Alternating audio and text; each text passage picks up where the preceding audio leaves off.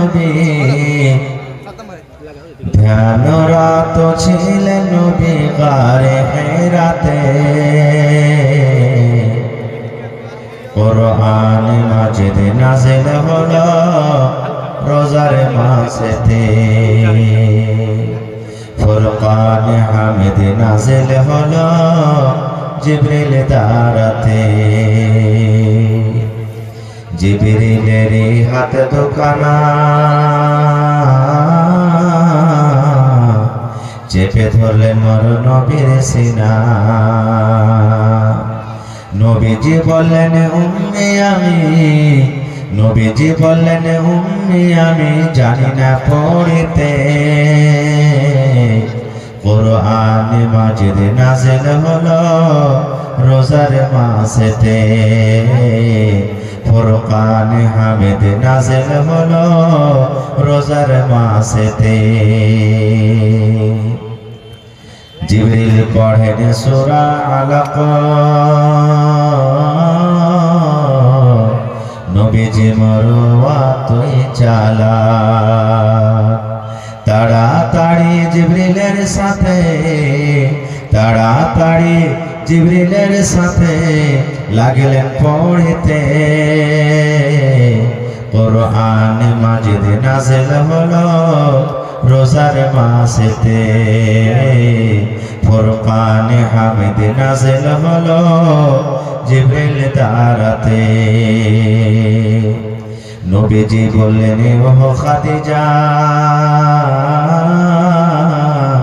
ঠান্ডায় ফাটে মোর কালিজা ওড়াও চাদর জান চলে না ওড়াও চাদর জান চলে না শরীর জ্বালাতে কোরআন মাজিদ নাযিল হলো রোজার মাসেতে মানব কুলে আহকাম সারা পূর্ণ কালাম 30 পারা উঠাইলেন পারিক তালা উঠাইলেন পারিক তালা ধীরে ধীরে এই জগতে কোরআন মাজিদ নাযিল হলো রোজার মাসেতে নারে তাকবীর। আজকে জলসা আমার যোগ্যতম শ্রদ্ধেয় সভাপতি সাহেব, স্টেজে বসে থাকা সম্মানীয় উলামায়ে কেরাম, সামনে বসে থাকা ইসলাম দরদি দিন দরদি ভাই বাবাজিরা, পর্দানাসীন মায়েরা খালারা, সমস্ত তারিফ ও গুণগান সে মহান আল্লাহ তাবারক ওয়া তাআলার জন্য, যে মহান আল্লাহ তাবারক ওয়া তাআলা এত কনকনে ঠান্ডা শীতের রাত ল্যাপের ভেতর থেকে বের হতে মন হয় না থাকা সত্ত্বেও আমাদেরকে এই মাদ্রাসার এই জালসার প্যান্ডেলের তলাতে একত্রিত হয়ে বসে কিছু বলার ও শোনার তৌফিক দিয়েছেন। তাই আমরা আল্লাহ তাবারক ওয়া তাআলার প্রশংসা করি, অন্তর থেকে মহব্বতের সাথে সকলে পড়েন আলহামদুলিল্লাহ। একটু আল্লাহ তারিফ জোরে করেন ভাই, আলহামদুলিল্লাহ।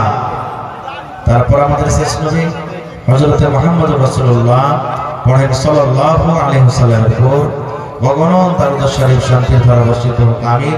আল্লাহুম্মা সাল্লি আলাইহি আল্লাহুম্মা বারিক আলাইহি। ভাই মুসলমান, যারা পড়ালেখা মানুষ তারা অবশ্যই বুঝতে পেরেছেন যে আজকে আমি কি বিষয় নিয়ে আলোচনা করব। আজকে আমার বিষয় হবে শিক্ষা। মানুষ আমরা যদি ইলম শিখি কি লাভ আছে, ইলম যদি না শিখি কি ক্ষতি আছে, সব কথা বলা যাবে না, শর্টে 2-4টা কথা বলবো। তবে কষ্ট করে যখন এসেছেন, আর আমার কত ভাই এখন পর্যন্ত রাস্তাতে পা রাখা যায় না, এত কষ্ট করে বাড়িতে এসেছেন ভাই, আর বাড়ি থেকে এসে যদি এই প্যান্ডেলের তলাতে আসতে না পারে তাহলে আসা না আসা আপনার কিন্তু বরাবর হয়ে গেল ভাই। এই পাঁপড় আর জিলাপি খাওয়াই শুধু হইল। তো কিছু শিখবেন, কিছু নেকি নেবেন, এই নিয়তে একটু প্যান্ডেলের তলাতে এসে হাজির হয়ে যান আল্লাহর রাস্তায়। তো ভাই আমার, আল্লাহ তাবারক ওয়া তাআলা কোরআন মাজিদে 114টা সূরা দিয়েছেন। কত সূরা দিয়েছেন ভাই? একটু কথা বলবেন আমার সাথে। কোরআনে আল্লাহ কত সূরা দিয়েছেন? 114টা সূরা দিয়েছেন। 114টা সূরাতে আল্লাহ তাবারক ওয়া তাআলা অনেকগুলি কথা দিয়েছেন, শরীয়ত দিয়েছেন। হালালের কথা বলা হয়েছে, হারামের কথা বলা হয়েছে, বিভিন্ন রকমের কথা বলা হয়েছে, আল্লাহর সিফাত বয়ান করা হয়েছে। হ্যাঁ, নানা রকমের আল্লাহ তাবারক ওয়া তাআলা হুকুম আদেশ করেছেন। তো আল্লাহ তাবারক ওয়া তাআলা এই 114টা সূরার মধ্যে কোরআন মাজিদে একটা সূরা আছে সূরাতুল আলাক। এখনই যে আপনাদের সামনে আমি পাঁচটা আয়াত তেলাওয়াত করেছি, আল্লাহ তাবারক ওয়া তাআলা এই আয়াতগুলি নাযিল করেছেন। সূরাতুল ফাতিহার আগে হয়েছে সূরাতুল নাস, সূরাতুল ফালাক, অর্থাৎ এই পাঁচটা আয়াত কোরআনের ভিতরে সব থেকে আগে আল্লাহ তাআলা নাযিল করেছেন। আর এই আয়াতগুলি কি সম্পর্কে আছে জানেন? ইলম সম্পর্কে, শিক্ষা সম্পর্কে আছে।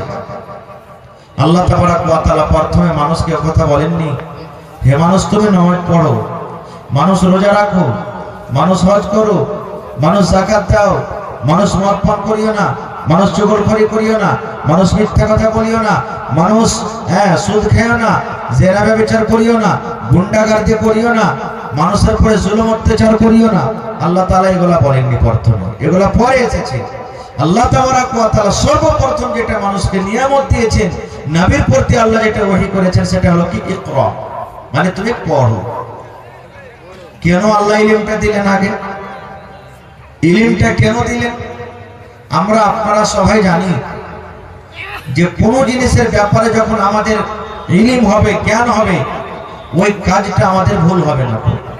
মোবাইল কোম্পানি যারা মোবাইল তৈরি করেছে, মোবাইলের যারা ইঞ্জিনিয়ার, মোবাইলের ব্যাপারে তাদের জ্ঞান আছে বলে মোবাইল তৈরি করেছে। এই যে আপনার হ্যালোজেন জ্বলছে, মার্কারি জ্বলছে, এর যারা ইঞ্জিনিয়ার, এর ব্যাপারে ওকে জ্ঞান আছে বলে এটা তৈরি করে দিয়েছে, জানছে বলে, না জানলে হতো না। এই মতো আল্লাহ তাবারক ওয়া তাআলা মানুষকে সর্বপ্রথম এই জন্য ইলম দিলেন যে মানুষ যদি ইলম শিখে, মানুষ যদি জ্ঞান শিখে, মানুষের ভিতরে যদি জানকার হয়ে যায়, তাহলে ওই মানুষ যখন জানবে যে চুরি করার গুনাহ কি, ডাকাতি করার গুনাহ কি, নামাজ ছাড়ার গুনাহ কি, সুদ খাওয়ার গুনাহ কি, জেনা ব্যভিচারের গুনাহ কি, এই সমস্ত জিনিস ও নিজে নিজে জানবে, তখন ছেড়ে দিবে। ছাড়বে না ভাই। আপনারা জানছেন যখন আল্লাহ তাবারক ওয়া তাআলা নবীকে নবী করেননি, যখন আল্লাহ তাবারক ওয়া তাআলা কোরআন মাজিদ দুনিয়াতে দেননি, তার আগেকার মানুষ, আপনারা জানেন এই মাদ্রাসাতে ছোট ছোট বই, রাসূল আরবি বলে একটা বই আছে, ওতেও লেখা আছে, আমার ভাইয়েরা বোনেরা পড়ে, যে আজ থেকে 1400-1450 বছর আগে নবী আমার যখন দুনিয়াতে আসেননি, মক্কাতে কত রকম জুলুম অত্যাচার হতো। নিজের বেটিকে, কত ভাই নিজের বেটিকে জিন্দা দফন করে দিত, জিন্দা দফন করে দিত। কত এমন ছিল মদ পান করতো, জেনা ব্যভিচার করতো, রাস্তা পড়তে মেয়ে ছেলেরা হাঁটতে পারতো না, সুদ খাইতো, লড়াই ঝগড়া করতো, যুদ্ধ চলতো। অর্থাৎ দুনিয়াতে কোনো এমন পাপ ছিল না যে করতো না তারা, দুনিয়াতে এমন কোনো পাপ ছিল না যে করতো না। কিন্তু আস্তে আস্তে ওগুলা সব পুরো হয়ে গেল। কারণটা কি? এই যে তাদের মধ্যে ইলম চলে এলো, তাদের মধ্যে শিক্ষা চলে এলো। শিক্ষা আসার কারণে আস্তে আস্তে আস্তে সব জানতে পারলো, সব আস্তে আস্তে আস্তে দূর হয়ে গেল। এই জন্য আল্লাহ তাবারক ওয়া তাআলা সর্বপ্রথম আল্লাহ ইলম শিখতে বলেছেন। এইবারে ইলম কাকে শিখতে হবে? আমি বেশি আপনাদের সামনে লম্বা কথা বলবো না। ইলম কোন ধরনের মানুষকে আগে শিখতে হবে? আজকে যারা এখানে হাজির আছেন, আজকে মনে করেন যে আজকে আমরা স্টেজে যত মানুষ আছি, আপনাদের জন্য শিক্ষক, আপনারা হলেন ছাত্র। বোঝাবার জন্য বলছি, মনে কেউ দুঃখ নেবেন না। আজকে হলেন আপনারা ছাত্র, শিখতে এসেছেন। আজকে মাদ্রাসাতে আপনার ছেলে মেয়েরা শিখে, আজকে আপনারা শিখতে এসেছেন। কি শিখতে এসেছেন? মৌলানারা কিছু বলবেন, আমরা শিখবো। কেমন কি শিখবো? আমি যে বললাম, সর্বপ্রথম মা এবং বাপকে ইলম শিখতে হবে, ছেলে পরে শিখবে। প্রথমে মাকে বাপকে ইলম শিখতে হবে। কেমন কথা যে মৌলানা, মা বাপকে ইলম শিখতে হবে মানে কেন? তাহলে শুনেন, আমি শর্টে কথা বলছি। আল্লাহ রাসূল সাল্লাল্লাহু আলাইহি ওয়াসাল্লাম বলেছেন, তালাবুল ইলমি ফারিজাতুন আলা কুল্লি মুসলিম। প্রত্যেক মুসলমান, নর হোক কিংবা নারী হোক, ইলম শেখাটা কি? ফরজ, ওয়াজিব, ফরজ। ইলম শেখা ফরজ, ইলম শিখতেই হবে। কিন্তু আমরা ইলম শিখবো কেন? আমাদের ইলম শেখাটা কি? 5 বছর, 10 বছর, 15 বছর বয়স হলো, 2 লাখ 3 লাখ টাকা লালচে আমরা বেটার বিবাহ দিয়ে দিই, বেটির বিবাহ দিয়ে দিই, আর আমরা জীবনটাকে আমরা শেষ করে দিই। একটা কবি বলছেন যে একটা ছেলে বিবাহ করবে বা বাপ বিবাহ দিবে, বা এই মতো একটা ছেলে বড় হয়ে গেছে, একটা লোক তাকে জিজ্ঞাসা করছেন যে আরে বাবা তুমি ইলম কেন শিখনি? মেলায় ভাই এমন আছেন যে ওর কাপড়, ওর জ্যাকেট, ওর সোয়েটার, ওর জুতা মুন্ডা দেখে বলবেন এটা মনে হয় ডিএম সাহেব, এটা মনে হয় এসপি সাহেব, মনে হয় এটা এসডিএম, এরকম দেখা মনে হবে। কিন্তু ওর পেটে একটা হরফ নেই, একটা আলিফ পর্যন্ত জানে না, একটা এ ক খ পর্যন্ত জানে না। এরকম দুনিয়াতে আসে না নাই ভাই? আল্লাহুস সামাদ। তো ছেলেটা বড় হয়ে গেছে, ওকে জিজ্ঞাসা করছেন একটা লোক আরে বাবা তুমি ইলম কেন শিখনি? কবি বলছেন তাই এত সুন্দর বালক, এত সুন্দর বালক তুমি ইলম কেন শিখনি? কেমন করে শিখব ইলম বাবা যে শিখায়নি? কেমন করে শিখব ইলম বাবা যে শিখায়নি? ছেলেটা বলছে কেমন করে ইলম শিখবো, আমার বাপ তো আমাকে শিখায়নি। লোকটা জিজ্ঞাসা করছে কেন তোমার বাপ তোমাকে শিখায়নি? ছেলেটা আবার বলছে 2.5 বছর বয়স, 2.5 বছর বয়স যখন মার ধ্যান করলাম তখন কেমন করে শিখব ইলম বাবা যে শিখায়নি? 2.5 বছর বয়স, মা যেদিকে গেছে মা মা বলে মায়ের পিছনে পিছনে ঘুরে বেড়াচ্ছি, তখন ইলম শিখবো? বলছে বড় হ্যাঁ। ছেলেটা আবার বলছে 7 বছর বয়স, 7 বছর বয়স যখন গরুর পাখা ধরলাম তখন, 7 বছর বয়স যখন গরুর পাখা ধরলাম তখন কেমন করে শিখব ইলম বাবা যে শিখায়নি? 7 বছরকার বয়স, একটু যখন হাঁটতে উঠতে শিখেছি, মা বাপ আমাকে কথা বললেন না যে তুই পড়িতে যা রে, আমাকে কি বলছে রে সলিম, রে ভল্টু যা বেটা যা গরুটা নিয়ে যা চড়াতে, যা ছাগলটা চড়াতে নিয়ে যা। গরু ছাগল চড়াতে চলে গেছি। বলছে আর একটু বড় হ্যাঁ। ছেলেটা আবার বলছে 10 বছর বয়স, 10 বছর বয়স যখন হালের মুঠা ধরলাম তখন কেমন করে শিখব ইলম বাবা যে শিখায়নি? 10 বছরকার বয়স, বড় হইতে লেগেছে, তার বাপ কইছে তুই এখন জোয়ান হয়ে গেছিস বেটারে, যা হাল বাইতে যা, তুই খুব পারবি হাল বাইতে। হাল বাইতে চলে গেলাম, এখন হাল বাহার তো জামানা নাই, আল্লাহর রহমতে হাল বাইতে চলে গেলাম। এইবারে হাল বাইতে বাইতে বাইতে যখন একটু বড় হয়েছি, ঘন ঘন বাড়িতে বেরিয়ে আসতে শুরু হয়ে গেল, তোর বেটার বিয়ে দিবি না? হ্যাঁ তোর বেটার বিয়ে দিবি না গে, কাম কাজ করতে তো পাইছে, বউকে খেটে খুঁটে খাওয়াইতে পারবে আলহামদুলিল্লাহ। 15 বছর বয়স হয়েছে, তখন ছেলেটা কি বলছে 15 বছর বয়স, 15 বছর বয়স যখন বিয়ে শাদি করলাম তখন কেমন করে শিখব ইলম বাবা যে শিখায়নি? 15 বছরকার বয়স, বিয়ে হয়ে গেল। বলছে বিয়ে পড়া হবে না? ছেলেটা আবার বলছে 20 বছর বয়স, 20 বছর বয়স যখন ছেলে মেয়ের বাপ তখন কেমন করে শিখব ইলম বাবা যে শিখায়নি? 20 বছর বয়স, 8 আনা 4 আনা হয়ে গেল। 8 আনা 4 আনা বুঝুন তো, বুঝেন ভাই? 8 আনা 4 আনা হয়ে গেল মানে কি ছেলে পেলে ছাপোকা হয়ে গেল। তখন ওরা বিস্কুট চেয়ে বাবা বিস্কুট দেন, চকলেট দেন, টাকা দেন, তো ওদের জন্য খাটতে যাবো, যখন খাতা কলম নিয়ে মাদ্রাসা পড়িতে যাবো, স্কুল পড়িতে যাবো, তো কখন ইলম শিখবো? তাই কে হলেন বাপ। এজন্য প্রথমে কি করতে হবে?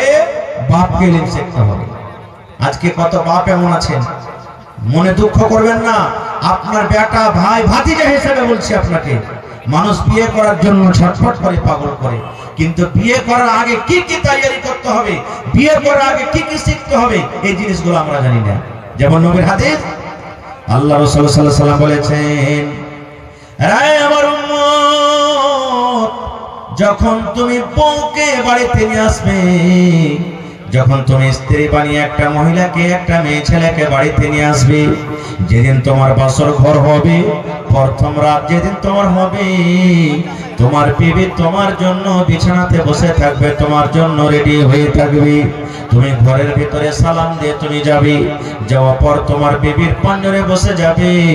আর বসে যাওয়ার পর আল্লাহর নবী বলেছেন, তোমার বিবির কপালের উপরে যে চুল রয়েছে, দুটা তিনটা একটা পাঁচটা চুলগুলা তুমি এরকম ভাবে ধরে নাও, আর ধরার পর তোমাকে একটা দোয়া পড়িতে হবে, আল্লাহুম্মা ইন্নী আসআলুকা খাইরাহা ওয়া খাইরা মা জাবালতা আলাইহি ওয়া আউযু বিকা মিন শাররিহা ওয়া শাররি মা জাবালতা আলাইহি। কয়টা লোক পড়েছি? হ্যাঁ, ইয়া তো কি দোয়া করার টাইম থাকে যে ভালো না। প্রথম রাত পেয়েছি, প্রথম রাত কত খুশির রাত, ইয়া তো কি কষ্ট করে দোয়া শিখে যায়, অত ইন্তজার করা যায়? করবো না। এই মুসলমান, আর একবার দোয়াটা শিখলেন। যাদের সময় কেটে গেছে রে ভাই, চলে গেছে, যত আমার নওজওয়ান যুবক আছেন, আল্লাহর নবী বলেছেন, নতুন বউ যখন তোমার পাঞ্জরে প্রথম দিন যাবে, প্রথম রাতের বেলাতে যাবে, মাথার উপরে তুমি চুলটা তিনটা চারটা পাঁচটা কপালের উপরে চুল গালা এরকম ভাবে ধরে নেবে। আর ধরার পর নবী বলেছেন এই দোয়াটা পড়বে, আল্লাহুম্মা ইন্নী আসআলুকা খাইরাহা ওয়া খাইরা মা জাবালতা আলাইহি ওয়া আউযু বিকা মিন শাররিহা ওয়া শাররি মা জাবালতা আলাইহি। কত মা খালা, কত বহিন এমন আছে কি বলবে যে ওকে যদি দোয়া পড়িতে যায়, ও যদি পড়ালেখা না হয় তো কবে ইনিংসে আমার প্রথম রাতে চুল কেনা ধরছে, ঠিক হাত না ধরে চুল ধরে টানাটানি করছে, কারণটা কি? এই জন্য বেটি ছেলেকেও পড়ালেখা দরকার।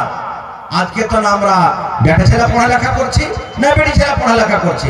যেমন একটা সহিহ হাদিস আল্লামা নাসিরউদ্দিন আলমানি রাহিমাহুল্লাহ হাদিসটাকে সহিহ বলেছেন, কি এক বাপ নিজের বেটির বিবাহ দিবে, বাপ নিজের বেটির বিবাহ দিবে, বেটি ইনকার করছে, আব্বা আমি এখন বিয়ে করবো না। বাপ চলে গেলেন নবীর দরবারে, নবীজি আমি আমার আব্বার, আমি আমার মেয়ের বেটির বিবাহ দিব, আমার বেটি ইনকার করছে যে আমি বিয়ে করব না, হয়তো একটু বুঝান তো তাকে। নবীজি বললেন তোমার বেটিকে এনেছো? বলছেন না। বলে যাও তোমার বেটিকে নিয়ে এসো। বেটির সাথে করে চলে গেলেন। এই আমার ভাইরা মায়েরা খালারা শুনেন, আল্লাহর নবী বলছেন, রে আল্লাহর বান্দি, তোমার আব্বা জান তোমার বিয়ে দিবে, হয়তো তোমার জন্য একটা সুন্দর ছেলে খুঁজেছে কিংবা খুঁজবে, তোমার আব্বা জান ইরাদা করেছে তোমার বিয়ে লাগিয়ে দেবে।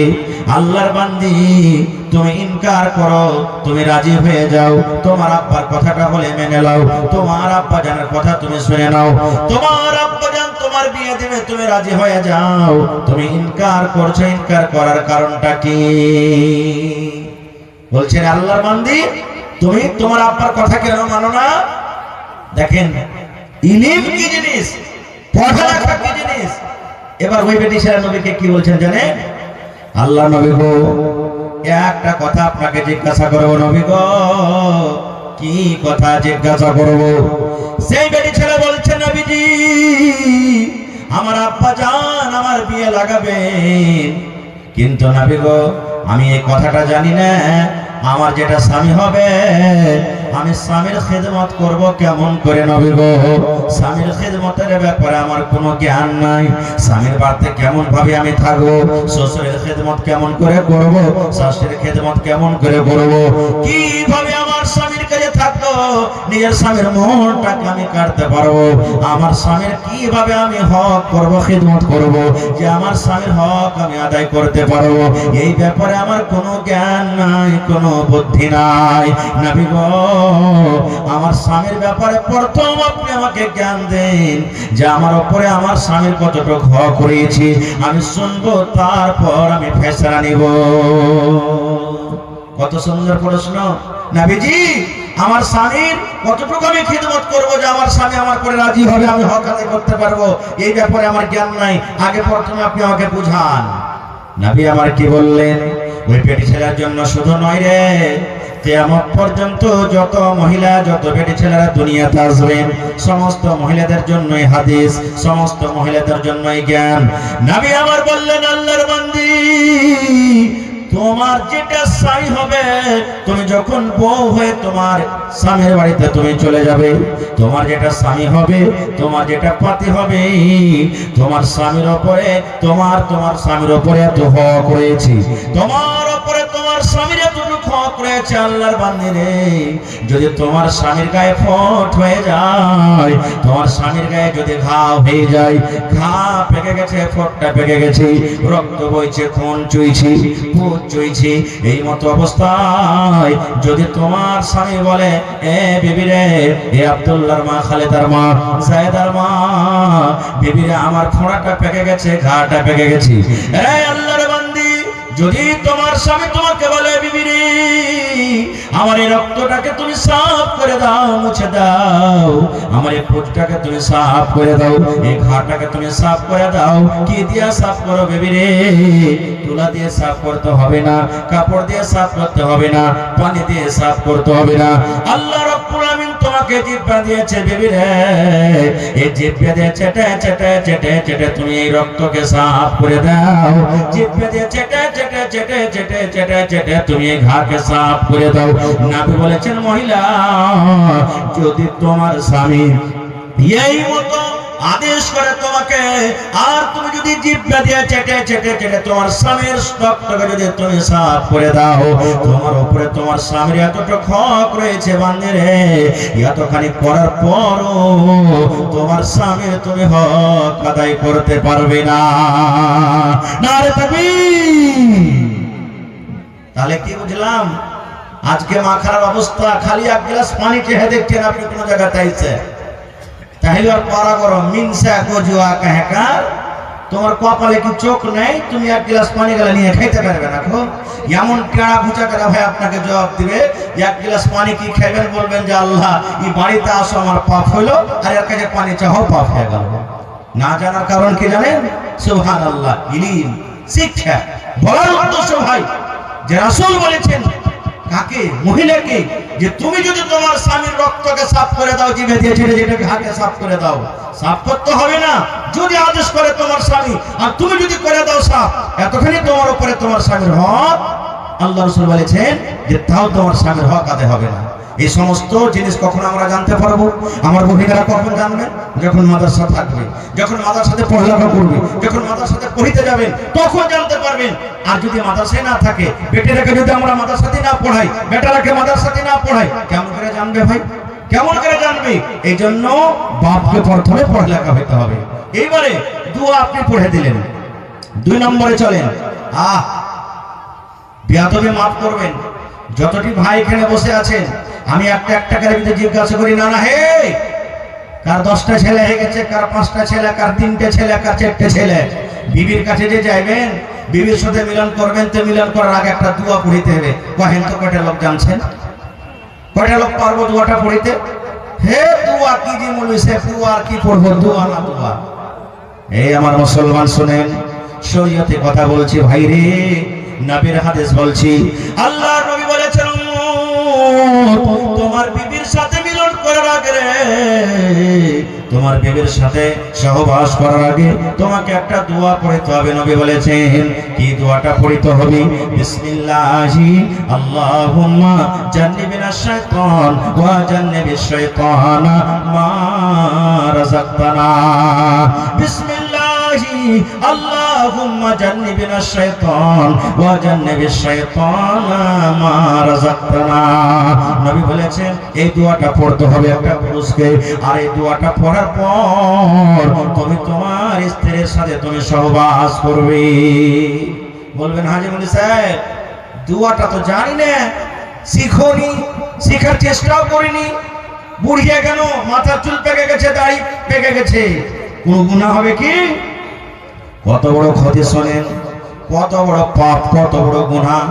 আমার কথা নাই ভাই রে, নবী আমার বলেছেন, যদি আপনি বিনা দোয়াতে বিবির কাছে আপনি চলে যান, বিনা দোয়াতে যদি বিবির সাথে সহবাস করলেন, মিলন করলেন, ওরে আল্লাহ নবী বলেছেন, যতবার বিনা দোয়াতে আপনি জীবনে বিবির কাছে যাবেন বা গিয়েছেন, অতবার আপনার সাথে সাথে শয়তান আপনার বিবির সাথে গিয়েছে, আপনার বিবির কাছে গিয়েছে। যতবার বিনা দুয়াতে মিলন করেছেন, শয়তান আপনার সাথে সাথে আপনার বিবির কাছে গিয়েছে। চোখে দেখতে পাই না বলে কোনো গুনাহ নাই, কোনো ভুল নাই। কত বড় লোকসান, কত বড় আমরা ভুল করছি। এই ভুলগুলো আমরা কোথায় সুধার করব? সুবহানাল্লাহ। এই যে রমজান মাস চলে আসছে, রোজার মাস চলে আসছে, সুবহানাল্লাহ। রমজান মাসে, রোজার মাসে বিবির সাথে আমরা মিলন করতে পারবো কি পাবো না? এগুলো কোথায় শিখবেন? মাদ্রাসাতে শিখতে হবে। যারা মাদ্রাসা যেতে পারেননি, এই ধরনের জালসাগুলো শিখতে হবে। রোজার হালাতে, রোজার দিনে সাহারি খাওয়া থেকে নিয়ে অর্থাৎ ফজর আজান থেকে নিয়ে ইফতারি করা পর্যন্ত বিবি আমার আপনার জন্য হারাম। হারাম বলতে সহবাস করা হারাম। রাতের বেলাতে হালাল, রাতের বেলাতে হালাল, এমনি দিনও এমনি টাইমও। আপনি কি করেছেন? বিবির সাথে মিলন করে নিয়েছেন। মিলন করার পর আমি যদি আপনাকে বলি, রে আল্লাহর বান্দা, বিবির সাথে মিলন করেছেন, গোসল ফরজ হয়ে গেছে, আল্লাহর রাস্তে একটু বলেন তো কয়টা লোক জানছি ফরজ গোসল কিভাবে করতে হয়? যার বাড়ির পাঞ্জরে ভাই লোক দিয়েছে যে একবার ডুবক ডাবক দিয়ে হড় হড় করে গোসল করে চলে এলো। মোটর যার বাড়িতে আছে নল চালু করে দিলে গোসল করে চলে এলো। কল বাড়িতে আছে টিউবওয়েল চাপিয়ে চলে এলো। এই নওজওয়ান মুসলমান শোনেন, আল্লাহ রাসূল সাল্লাল্লাহু আলাইহি সাল্লাম যেভাবে গোসল করার আদেশ করেছেন বন্ধুরে, নবী যেভাবে গোসল করেছেন, যদি আমার আপনার গোসল যদি নবীর তরিকা মতন যদি না হয়, জীবন ভর গোসল করতে গেল একদিনও কিন্তু গোসল হয়নি। নবীর তরিকা মতন গোসল করতে হবে, তাহলে গোসল হবে। কেমন করে করতে হবে? কেমন করে গোসল করতে হবে? ফরজ গোসল করার নিয়ম কি? একটা মেয়ে ছেলে, একটা বেটি ছেলে, একটা বেটা ছেলে ফরজ গোসলের নিয়ম কারণ একটাই, কোনো আলাদা আলাদা নাই। আমার সময় খুব কম, আল্লাহ যদি বাঁচিয়ে রাখে বেশি আবার কোনদিন আলোচনা করব যে ফরজ গোসল কিভাবে করতে হয়। তাহলে ফরজ গোসলের ব্যাপারটা আমাদেরকে জানতে হবে। আর একটু আগে চলে, সুবহানাল্লাহ। এই ভাই মুসলমান, আল্লাহ রাসূল সাল্লাল্লাহু আলাইহি ওয়াসাল্লাম বলেছেন, যখন তোমার সন্তানটা দুনিয়াতে চলে আসবে, তোমার সন্তান বেটা হোক কিংবা বেটি হোক, যখন দুনিয়াতে চলে আসবে, আল্লাহর নবী বলেছেন 7 দিনের দিনে তুমি আকিকা করো। 7 দিনের দিনে তোমাকে আকিকা করতে হবে। বেটা ছেলে যদি হয় 2টা ছাগল জবাই করতে হবে। কত ভাই এমন আছেন বারবার করে ফোন জিজ্ঞাসা করবেন, মাওলানা আগেকার ছেলে পেলার দেখতে পাইনি, এখন যে মনে একটা গরু জবাই করতে গেলে আকিকা হবে কি হবে না?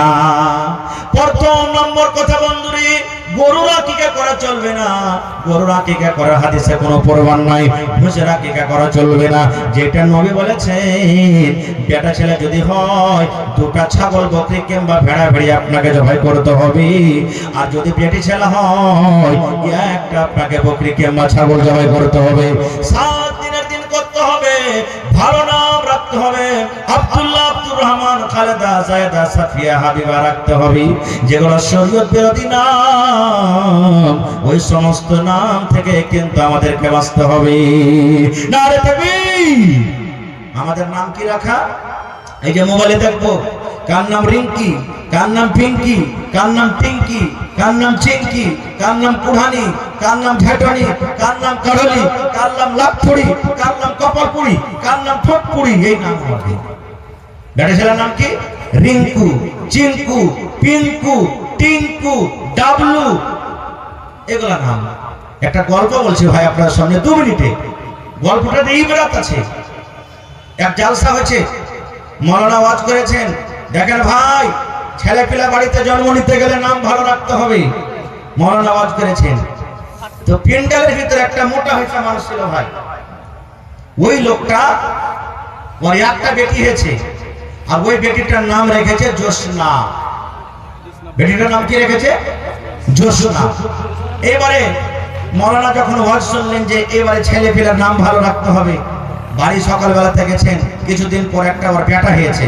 ওর স্ত্রীকে বলছে, হাজি ওই যে বিজলি গ্রামে নাকি, বিজলি না বিজলি, বিজয়লি, বলছে বিজয়লি গ্রামে হোসেন মাওলানা ওয়াজ করেছে যে ছেলে পেলার নাম ভালো রাখতে হবে। তো বেটা হয়েছে, তো চলো কোনো মাওলানার কাছে যাই, যে জিজ্ঞাসা করবো। চলে গেলেন মৌলানা তৌহিদ আলম সাহেবের কাছে, চলে গেলেন আমার সভাপতি সাহেবের কাছে, চলে গেলেন কোনো মৌলানার কাছে, যে বলছেন যে মৌলানা আমার বেটা হয়েছে, একটা ভালো নাম গুলা রাখেন তো। তো মৌলানারা নাম রাখবেন বা যারা পড়ালেখা মানুষ নাম রাখবেন, তো ভালো নামটা রাখবেন ভাই। তো মৌলানা বলছেন যে যাও তোমার বেটার নাম আব্দুর রহমান রাখো। বলছে যে মৌলভী সাহেব পুরোনা পুরোনা নামগুলা কেন তুমি রাখছো, জি লয়া নামগুলা বলো না। তো বলছে যাও তুমি করো তাহলে আব্দুল সাত্তার রাখো, তো এটা আমার ভাতিজার নাম। তো বলছে তাহলে সৈয়দুর রহমান রাখো, এইটা আমার চাচতো ভাইয়ের নাম। তো কি করবে তাহলে, ওই নতুন একটা নাম গুলা রাখেন, ওই আশফাক আলম রাখো, ওই এটা আমার ভাইনার নাম, এর নাম রাখা হবে না। আপনারা বলেন তো গ্রামে কোন এমন নাম নাই যে ওই নামটা পাওয়া যাবে না, আছে না নাই? মৌলানা মান্তিক পড়ালো, ভেবে চিন্তা করছে এই নামের পছন্দ হবে না, তখন ওকে বলছে এক কাম করো, তোমার বেটার নাম ছিঁড়ে রেখে দাও। কি রাখো? ছিঁড়ে রেখে দাও। বলছে হ্যাঁ এটা নতুন নাম আছে যে মৌলানা চলবে, এটা গ্রামের মধ্যে কারোর নাম নাই। ঠিক বেটার নাম হয়ে গেল কি, কথা বলে ছিঁড়ে। ঠিক কিছুদিন পর আবার একটা বেটা হয়ে গেছে, আবার ফের দৌড়াতে দৌড়াতে চলে এসছে মৌলানা, ওই যেমন আগে নামটা রেখেছিলেন আর বড় বেটার নাম ছিঁড়ে, ওরকম ধরনের একটা নাম রাখেন যেটা গ্রামে কারোর নাম নাই। মৌলানা ভাবা চিন্তা করে বলছে এর নাম তুমি ফুটা রেখে দাও। কোয়েল কাটার নাম ছিঁড়ে, এর নাম ফুটা। বলছে হ্যাঁ এটার নাম ভালো আছে, গ্রামে কারোর নাম নেই। দুটা বেটা হয়ে গেল। ফের থাকে থাকে থাকে থাকে কিছুদিন পর আবার একটা বেটা হয়ে গেছে, আবার ফের মৌলানার কাছে চলে এসছে, মৌলানা বড় বেটার নাম হলো ছিঁড়ে, মাঝে বেটার নাম হলো ফুটা, এবার এর নামটা আপনি ভালো দেখো একটা নতুন নাম রাখেন। বলছে এর নাম তুমি রেখে দাও বাসি। কি রাখো? বাসি। তিনটা হয়ে গেল। ফের থাকে থাকে থাকে থাকে কিছুদিন পর আরেকটা বেটা হয়ে গেছে আবার। হ্যাঁ আর আমারকে বর্তমান জামানাতে জয়টা বেটা হয়ে গেল, তো এখানে টিকিট লেগে গেল নাকি? জয়টা বেটা হয়ে গেল, মনে করছে খালি মুচে তাল দেবে, উঠে বসেবে আমার একদিন ইনশাআল্লাহ। তো 4 নম্বর বেটা হয়ে গেছে, আবার দৌড়াতে মৌলানার কাছে চলে এসেছে, মৌলানা বড় বেটার নাম আপনি রেখেছেন ছিঁড়ে, দ্বিতীয় বেটার নাম রেখেছেন ফুটা, 3 নম্বর বেটার নাম রেখেছেন বাসি, 4 নম্বর বেটা হয়েছে মৌলানা এরকম একটা ভালো নাম গুলো রাখেন। মৌলানা বলছেন যে তোমার 4 নম্বর বেটার নাম রেখে দাও লাঠি। কি রাখো? লাঠি। বড় বেটার নাম ছিঁড়ে, মাঝে বেটার নাম ফুটা, আর 3 নম্বর বেটার নাম হয়ে গেল কি বাসি, 4 নম্বর বেটার নাম লাঠি, ছোট বেটার নাম। সময় কেটে যায়, জোসনা আস্তে আস্তে 15-16 বছর বয়সের হয়ে গেছে। এবার দেখতে আসবে বাড়িতে জোসনাকে। আপনারা বলেন ইমানদারের সাথে, আপনারা যদি 4-5টা ভাই থাকেন আর আপনার বাপ বাড়িতে আছেন গার্জিয়ান হিসাবে, যদি কোনো ভাইকে বা আপনার কোনো বোনকে দেখতে আসে, আপনার আব্বা বলবে না বেটারে শোন লোকজন বাড়িতে আসছে, ভালো হয়ে থাকবি বেটা, যেমনই আসবে কেউ পানি আনবি, কেউ খেতে দিবি, কেউ বিছান খেতে আসবি, কেউ কুরসি দিবি, কেউ কিছু দিবি, বলে কি বলে না ভাই?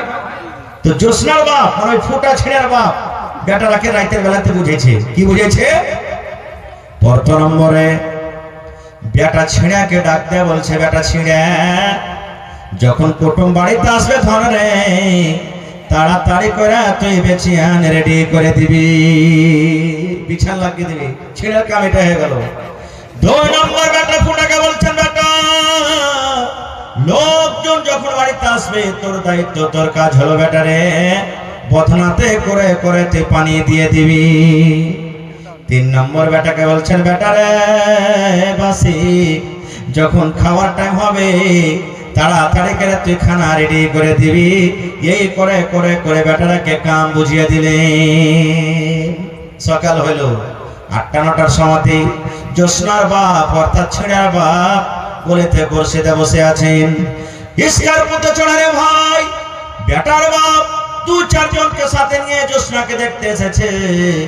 বলিতে যেমনই তারা স্কার্পো থেকে নামবে, এবার জোসনার বাপ বলছেন বড় বেটাকে বেটা ছিঁড়া বিছানা লিয়ে আইবা। ওটা না কাম যে ছেলেকে বেটা ছিঁড়া বিছানা লিয়ে আইবা। যেমন বড় বেটাকে ডাকা, কুটুম তো জানে না যে ওর বড় বেটার নাম হলে ছিঁড়ে। এবার ওরা আপসে কথা বলা করছে, ভাই রে ইয়ারকে বাড়তে কুটুম তালি করা হবে না। বলছে কেন ভাই? বলছে ভাই রে ইয়ারকে বাড়তে ভালো বিছানা নাই, ছিঁড়ে বিছানা আছে, ছিঁড়ে বিছানা বসতে দিবি, এই জন্য ভাই রে ইয়ারকে বাড়তে কুটুম তালি করা হবে না।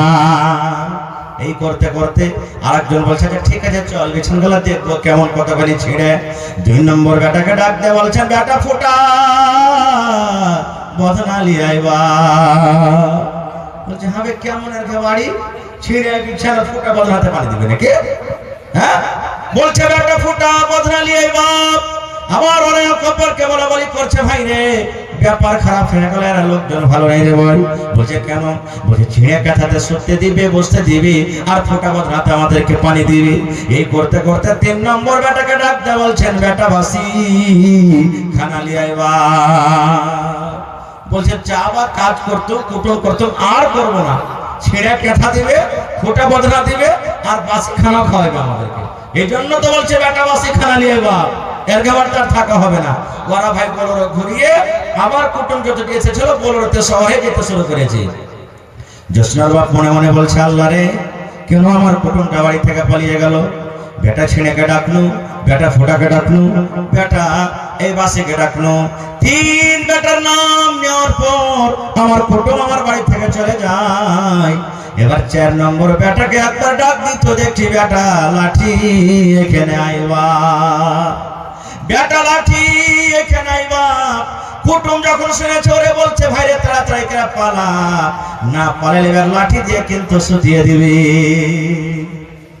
ভাইরে তাহলে এই সমস্ত নাম যদি আমরা রাখি তাহলে বলেন আমাদের ভবিষ্যৎ কি হবে? ভাই আমরা কোথায় যাব?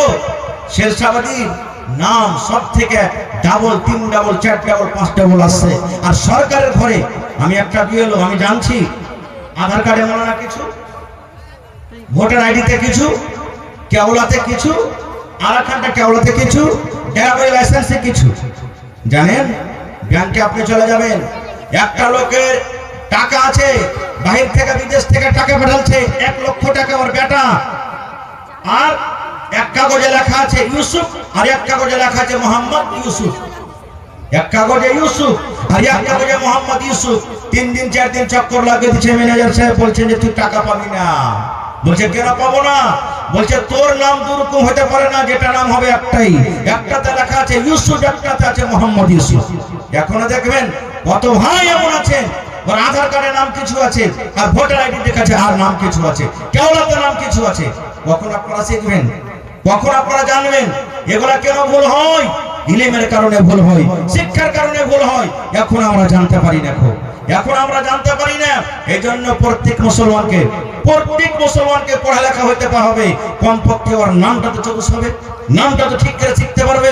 আল্লাহুস সামাদ। তো ভাই আমার প্রথমে করতে হবে কি 7 দিনকে দিন আকিকা করতে হবে, আর ছেলে হোক মেয়ে হোক ভালো নাম রাখতে হবে।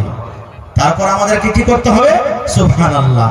যখন ছেলেটা কথাবার্তা বলতে শুরু হয় আমরা কি বলি? যখন খালা আছেন বাড়িতে, দাদি নানি আছেন, বল বেটা বল টাই টাই বাবা, টাই টাই বলে না টাটা বলে? কি বলে কি ভাই? Tata tata bye bye. কেন শিখাবেন টাটা? টাটা কোন হাদিসে আছে? বাই বাই কোন হাদিসে আছে? আল্লাহ রাসূল বলেছেন তুমি সালাম শিখাও, সালাম শিখাও। আর সালাম শিখাবো কেন করে জি ভাই? রাসূল বলেছেন তুমি যদি তোমার বাড়িতে নিজের বাড়িতে ঢুকো, তাও তোমার স্ত্রী বাড়িতে আছে, তুমি জানছো কেউ নাই, তোমার বিবিকে সালাম দাও, সালাম দাও। আর আমরা সালাম কেমন করে দিব জানেন? বুঝার মা কোনটা গেলি রে, এই শালা খুব বিষ্ণু কাহে কার কোনটা চলে গেল বে? হ্যাঁ কোনটা চলে গেল? এই তো আমাকে সালাম। আর মা খালারা কি করবে জানেন? তাই তরকারি কিনতে হবে, বেলা ডুবতে গেছে, হাগে হাগে হাঁ কপাল পোড়াটা কোনটা চলে গেল, হাগে হাগে কখন হাট বাজার যাবে, মানে হাগে হাগে করে এমন করে গল্প করবে মনে হয় শাশুড়ি কাহারি লাইন পাখানে। এই নওজওয়ান মুসলমান, এগুলো আমাদেরকে শেখা দরকার। আপনি যেমন করবেন আপনার ছেলে পেলে শিখবে। আজকে আমরা শিখাবো কি ছেলেরাকে? কত বাপ এমন আছে, নাউজুবিল্লাহ সুম্মা নাউজুবিল্লাহ, কত বাপ এমন আছে বেটা বড় হয়ে গেছে, বেটাকে বলছে আব্দুল্লাহ রে একটা বিড়ি গলা দেনা রে বেটা, চায় না? কত চাচা এমন আছে ভাতিটাকে বলবে বা বাপকে বলবে, বা কত বাপ এমন আছে ছোট ছোট বেটাকে বলবে আব্দুর রহমান রে কইছে কি জি আব্বা, ওই তোর বড় ভাই ঢাকুরের উপরে দেখা তো বিড়ি টিড়ি গলা আছে কিনা, বিড়ি পাইলেছে আগুন নেই সালাই নেই জি আব্বা কি করবো, খুঁজে যা খাতা ধরিয়ে নিয়ে আঁখাতে আগুন নেই, একটু ধীমে ধীমে কোন রকম আগুন আছে। ছেলেটা কইছে আব্বাজি সালাই পাইনা আর ধীমে ধীমে আগুন আছে, কেমন করে ধরাবো? ধরে শালার খেপা তোকে কত শিখাবো রে, মার না একটা আনবে দেখ শিখছে, ধরছে কি ধরে না। সুবহানাল্লাহ। মুসলমান নওজওয়ান আমরা আছি কোথায় রে ভাই? আমাদের ছেলেরা কোথায় চলে গেল? কখন আমরা আপনারা আকাল করব? এতগুলি হওয়ার পর আমরা ইলম শিখতে চাই না, জ্ঞান শিখতে চাই না। ভাই আমার কথা বলার মেলাই আছে, আমার সময় শেষ হয়ে আসছে। আমি আপনাদের সামনে মাত্র আর 20 মিনিট আছে। ইচ্ছা ছিল যে আপনাদের সামনে 1.5-2 ঘন্টা 2.5 ঘন্টা বক্তব্য রাখবো, কিন্তু ভাই ঠান্ডার সময় আর আমার পিছনে আরো দুজন বিখ্যাত বক্তা আপনাদের সামনে আসবেন ইনশাআল্লাহ তাআলা, তারাকে শুনতে হবে। এজন্য ভাই আজকে 20 মিনিটের মধ্যে এই ইদারার জন্য সুবহানাল্লাহ আর একটা কথা বলে দিই। ইলম কি জিনিস আর একটা কথা বলে দিই। যখন আল্লাহ রাসূল সাল্লাল্লাহু আলাইহি ওয়াসাল্লামের জামানাতে একটা গাজওয়ায়ে বাদর প্রথম ইসলামের যুদ্ধ হয়েছিল, ৭০ জন বেঈমান মুশরিক ধরা পড়েছিল। কিছুদিন পর নবীজি বললেন টাকা লাওয়ার ছেড়ে দাও, টাকা লাওয়ার ছেড়ে দাও। সাহাবায়ে কেরামকে মাশওয়ারা করে, যেই বেঈমান মুশরিকের কাছে টাকা ছিল না, নবীজি বললেন তোমরা আমাদের ছেলে মেয়েকে পড়াও, তোমরা আমাদের ছেলে মেয়েকে ইলম শেখাও, আর শেখার পর ওইটাই তোমাদের জন্য টাকার মজুরি হলো, আর তোমরা এখান থেকে চলে যাও। আপনারা বলবেন হাজী মাওলানা বড় বড় মানুষ আমরা হয়ে গেছি, কেমন করে ইলম শিখবো, কেমন করে শিখবো? লজ্জার কথা নয়, হাদিসের কথা বলছি। আল্লাহর নবী একদিন বসে আছেন, নবীর পাঞ্জরে নবীর একজন স্ত্রী, মনে হয় উম্মে সালামা রাদিয়াল্লাহু তাআলা আনহা, মনে হয় নবীর স্ত্রী বসে আছে, আর একজন মহিলা নবীকে এসে পড়াশোনা করছেন। কি পড়াশোনা জানেন? কথাটা লজ্জার, কিন্তু সত্য কথা বলছি। পড়ার শুধু আপনাকে গুরুত্বটা দেখাচ্ছি। কি কথা বলছেন? আল্লাহ নবী গো, একটা বেটি ছেলে একটা মহিলা যদি স্বপ্ন দেখে, স্বপ্ন দেখা পর তাকে কি গোসল করতে হবে নবী গো? আপনারা স্বপ্ন দেখেন না? উড়ে বেড়াচ্ছি হেলিকপ্টারে, দিল্লিতে উড়ে বেড়াচ্ছি, কোন জায়গাতে যাচ্ছি, হয়তো কোন বেটি ছেলের হাত ধরে আমরা চলে যাচ্ছি। বিভিন্ন রকম শয়তান মানুষ শয়তান স্বপ্ন দেখায়। আল্লাহ রাসূলের জামানাতে একজন মহিলা নবীকে প্রশ্ন করে দিলেন, নবীর বিবি কিন্তু নবীর পাঞ্জরে বসে আছেন। আল্লাহর নবী গো, যদি মেয়ে ছেলেরা স্বপ্ন দেখে তাহলে কি তাদেরকে গোসল করতে হবে নবী গো? নবী আমার বললেন, আল্লাহর বান্দিরে, ইদারাতিল মা, স্বপ্ন দেখার পর যদি তোমার কাপড়টা ভিজে ভিজে লাগে, তোমার কাপড়টা যদি ভিজে ভিজে মনে হয়, তোমাকে যদি লাগে আমার কিছু বের হয়েছে লজ্জার স্থান থেকে, তাহলে তোমার উপরে গোসল ফরজ হয়ে গেছে, তোমাকে গোসল করতে হবে। এরকমই পুরুষ মানুষটাও স্বপ্ন দেখেছি, ওকে যদি লাগে আমার নাইট ফল বা ডে ফল হয়ে গেছি, আমার স্বপ্নের মাধ্যমে আমার লুঙ্গি ভিজে গেছি, কাপড় ভিজে গেছে, বা আমাকে স্বপ্ন দোষেছে, এরকম আমাকে অনুভব হয়েছে, আমার প্রমাণ আছে। আল্লাহ রাসূল বলেছেন তোমার পরে গোসল ফরজ, যে তোমাকে গোসল করতে হবে। আর যদি তোমাকে কিছু নাই মনে হয়, সুখা সুখা লাগে, তুমি স্বপ্ন দেখেছো, তোমার কিন্তু কিছু তোমার প্রমাণ নাই, নবী বলেছেন এই মত অবস্থায় তোমাকে গোসল করতে হবে না। কেন হাদিসটা বললাম? মহিলারা পর্যন্ত নবীর কাছে ইলম শিখতে এসেছে। জি ভাই, আপনার কেমন বড় বড় সাহাবী, কে বড় বড় সাহাবী? নবীজির শ্বশুর হায়রাত তোমার রাদিয়াল্লাহু তাআলা আনহু, 3-4 পাতার লম্বা হাদিস রে ভাই, আমি হাদিসের দিকে যাব না। আল্লাহর নবীর শ্বশুর হায়রাত তোমার রাদিয়াল্লাহু তাআলা আনহু একটা আনসারী সাহাবীকে ডাকতে বলছেন, ভাই রে, তুমিও গরিব মানুষ, আমিও গরিব মানুষ, তুমি যদি খাটতে না যাও খেতে পাবে না, আর আমিও যদি খাটতে না যাই খেতে পাবো না, আর নবীর কাছে ইলম শিখতে হবে ভাই রে, তাহলে কি করতে হবে রে ভাই? হায়রাত তোমার ফারুক রাদিয়াল্লাহু তাআলা আনহু ওই লোকটাকে বলছেন, আনসারী সাহাবীকে বলছেন, আরে আল্লাহর বান্দা, আমরা বাড়ি লাগিয়ে লাও ভাই, বাড়ি লাগিয়ে লাও। কেমন বাড়ি লাগিয়ে লাও? বলছে একদিন আমি খাটতে চলে যাব, তুমি নবীর পাঞ্জায় ইলম শিখবে, আর আমি সারাদিন কাম কাজ করার পর মজুরি যা পাবো, আমি হাফ মজুরি আমার ছেলে মেয়ের জন্য রাখবো, আর হাফ মজুরি তোমার ছেলে মেয়ের জন্য আমি দিয়ে দিব। আর তুমি দিনের বেলাতে বা রাতের বেলাতে নবীর কাছে যা ইলম শিখবে, সন্ধ্যা বেলাতে তুমি এক এক করে আমাকে শিখিয়ে দিবি। হায়রা তোমার বলছেন, তারপর দিন তুমি খাটতে চলে যাবে, আর আমি নবীর পাঞ্জরে থাকবো, তুমি সারাদিন কাম কাজ করার পর যেটা মজুরি পাবে হাফ মজুরি আমাকে দিবে, আর হাফ মজুরি তোমার ছেলে আমার জন্য তুমি রাখবে, আর আমি নবীর কাছে যা শিখবো তোমাকে আমি এক এক এক করে শিখিয়ে দিব। সুবহানাল্লাহ। ভাই মুসলমান, তো ইলম কি জিনিস দেখেন, বড় বড় সাহাবী হযরত আবু বকর রাদিয়াল্লাহু তাআলা ইলম শিখেছেন, হযরত আবু হুরায়রা রাদিয়াল্লাহু তাআলা এত পড়ালেখা ছাড়া কিছু কামই ছিল না, অনেক হাদিস এসেছে। সুবহানাল্লাহ। তো ভাই আমার, এই মাদ্রাসা একটা দ্বীনি ইদারা, এই মাদ্রাসা একটা শিক্ষার জায়গা। বেটা ছেলেকে শিখাইতে হবে, বেটি ছেলেকে শিখাইতে হবে। এটা মনে করিয়েন না যে বেটা ছেলেকে শুধু আমি পড়িয়ে লিখে বড় করে দেব আর বেটি ছেলেকে পড়াবো না। যদি বেটি ছেলেকে না পড়ান, এটা তার সাথে খেয়ানত করলেন, তার একটা হক আপনি মেরে দিলেন। কত মানুষ বলে বেটি ছেলেকে পড়িয়ে লিখে কি হবে রে, ই তো লোকের বাড়িতে যে গোবর তুলবে, কাদা তুলবে, ছাই তুলবে, থালি মানবে, ভারী ঘর কেটে দিবে, একে ফের পড়িয়ে লিখে কি হবে? না, বেটি ছেলেকে পড়িয়ে লিখে কি হবে? বেটি ছেলে পড়ালেখার কতই দরকার, আল্লাহ হায়াত রাখে, ইনশাআল্লাহ কোনদিন বলবো। তবে দেখি আজকে কোন আল্লাহর এমন বান্দা আছেন, একটা লোক 25,000 টাকা দিতে পারবেন? গত রাতে এই খোপাকাটিতে একজন ভাইয়ের কাছে আমি বললাম যে কোন আল্লাহর বান্দা আছেন 50,000 টাকা দিতে পারবেন? সুবহানাল্লাহ।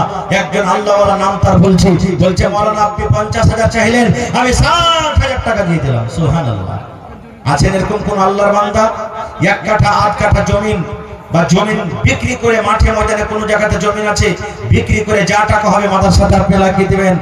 এই আমার নওজওয়ান ভাইরা, মায়েরা, খালারা, দেখি কোন আল্লাহর বান্দা একটা এমন আছেন 10,000 টাকা দিতে পারবেন?